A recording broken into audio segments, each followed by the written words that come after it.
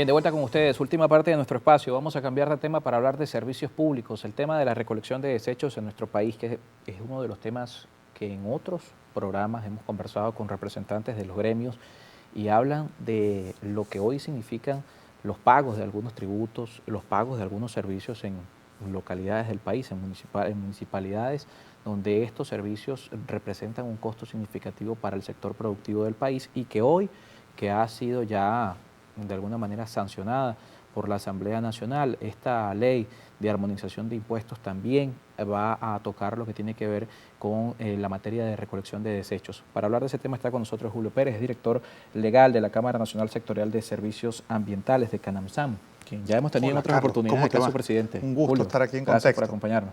Vamos a empezar primero para contextualizar lo que estaba pasando, que lo hemos conversado en varias oportunidades con la Cámara, lo que estaba pasando en nuestro país hoy con el tema de los desechos sólidos. En Venezuela vimos a Concecomercio, vimos a los distintos gremios hablar de una voracidad fiscal y hacían un apartado muy particular en esto, en lo que tenía que ver con el pago de las tarifas de recolecciones de desechos. Incluso en algunos casos hablaban de la forma, la metodología que se establece, que en algunos municipios es por metro cuadrado y esto hace que sean los pagos un poco irregulares para algunas actividades económicas que tienen mucho espacio, pero o producen muy poca basura o tienen muy poco uso del servicio como tal. Sí, para darle contexto a esto, en contexto hay tres ideas que son claves para entender este tema. Uno, el tema ambiental no es una opción, es una obligación, claro, un mandato constitucional. De hecho, los tres niveles político-territoriales están en la obligación de proteger, tutelar el medio ambiente, donde se inscribe el tema de la basura.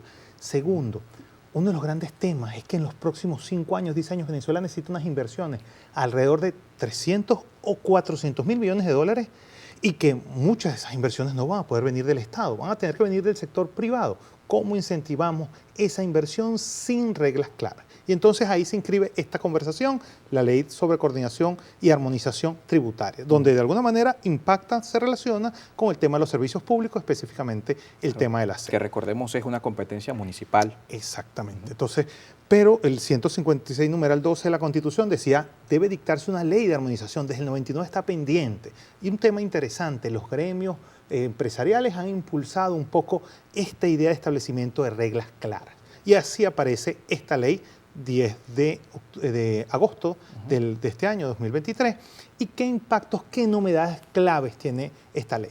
Primero, se coloca un tope. Ya veníamos por medio de sentencias, por medio de unos convenios de armonización estableciendo unos topes, pero aquí se definieron unos topes, 3% en las alícuotas del impuesto más importante que tienen los municipios para obtener fuente tributaria, que es la actividad económica, y allí se estableció un tope del 3%. En ciertas actividades, la posibilidad de que ese tope no sea 3, sino 6, pero 6 excepciones bien puntuales. Aquí hay un tema interesante respecto a estas empresas, este sector de servicios ambientales, es que se consideró que era tan clave para el desarrollo en Venezuela que se permite una exención tributaria a las empresas que se dedican a la gestión integral de la basura. De manera que eso sensibiliza un poco de cómo el sector público y privado están claro. Estas empresas no tributan en el país. Sí, y eso es una evidencia cómo se quiere que el peso que implica esta actividad económica no se acrecente para los usuarios finales del servicio. Claro. Una segunda idea es que también todo lo que está conectado a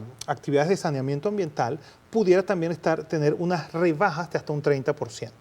Una segunda idea que toca el tema vinculado a servicios ambientales es que existe una tónica general en la ley de armonización, y es que vivimos de cerca un proceso inflacionario que nos impactó y que impactó a las leyes tributarias. Claro. Ven como muchas leyes tributarias muchas se establecen en unidades tributarias que exactamente, como categorías se quedó muy rezagada. Entonces, ante la utilización en algunos casos del petro como instrumento para cuantificar el monto tributario, el legislador decidió establecerlo conforme a la moneda de mayor valor que estuviese en las reservas, que se estuviese costizando en el Banco Central de Venezuela. Y eso va a ser el estándar.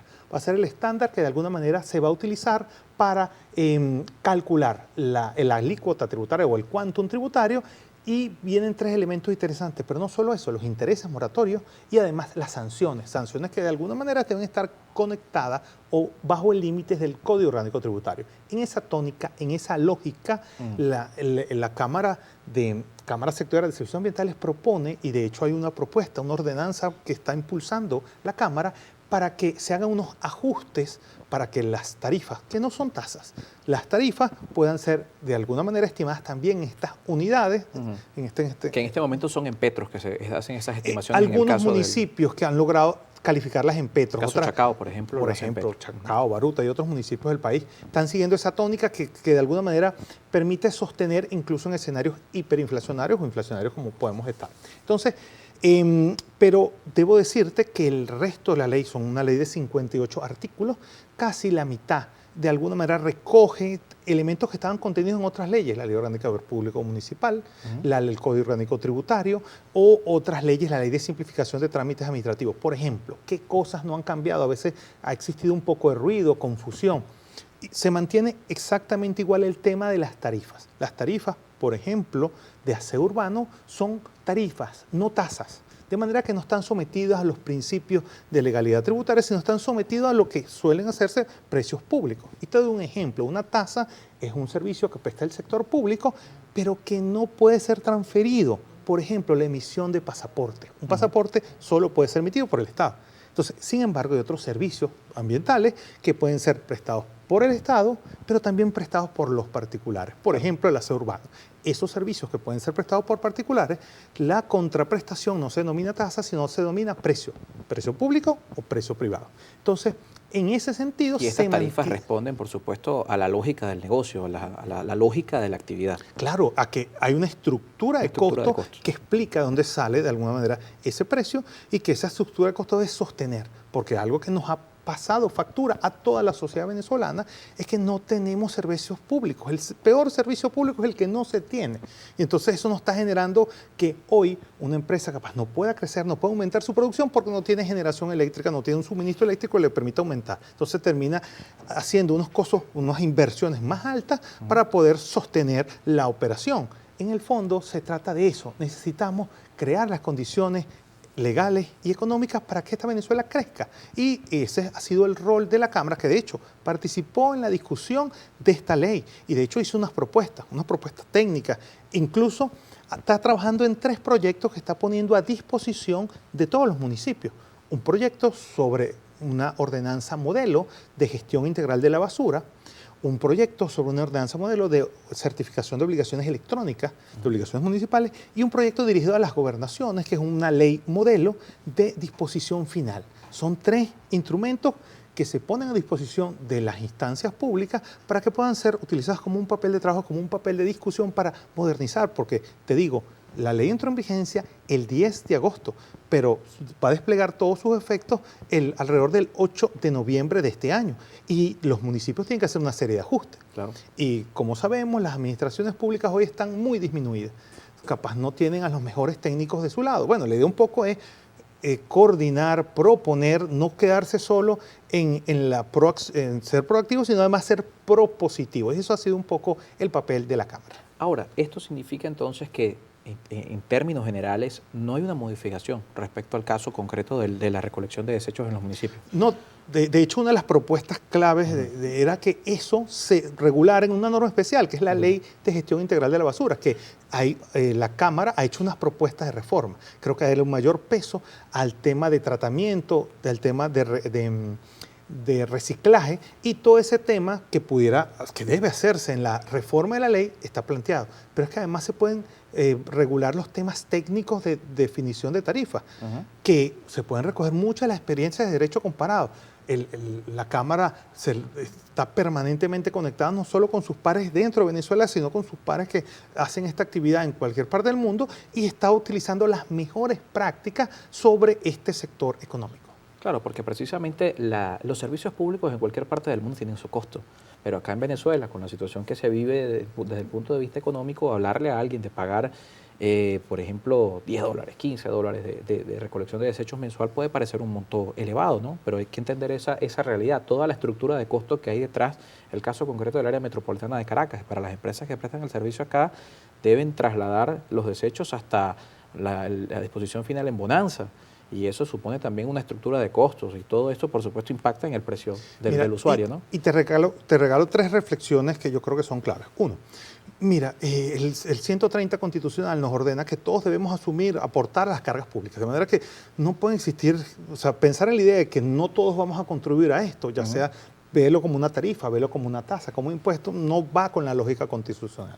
Segunda idea que es fundamental, el peor servicio es el que no se tiene. Claro. Y ya lo hemos vivido, y yo creo que esa lección la aprendimos los venezolanos. La hemos vivido. El costo de la cisterna. Y la tercera idea, hay que hacer explícito los costos ambientales. Hay cosas que vamos a vivir, que van a tener que pagar nuestros hijos o nuestros nietos por no ser responsables ambientalmente. Entonces estamos capaz destruyendo nuestras aguas, estamos destruyendo con el mal manejo de desechos o incluso con desechos tóxicos. Entonces ese costo nos va a pesar mucho si no hacemos las acciones necesarias hoy.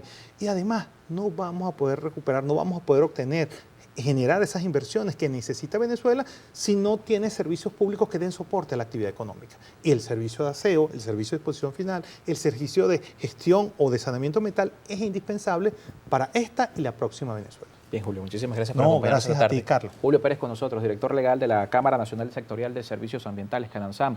Nos toca despedir agradeciéndoles a ustedes como siempre que nos acompañen a través de esta señal. Recuerden nuestras redes sociales, @en contexto piso I, @Carlos Peñalosa, y como siempre los esperamos también en nuestro WhatsApp 0412-700-7606. Todas las entrevistas disponibles en el canal de YouTube Carlos Peñalosa en Contexto.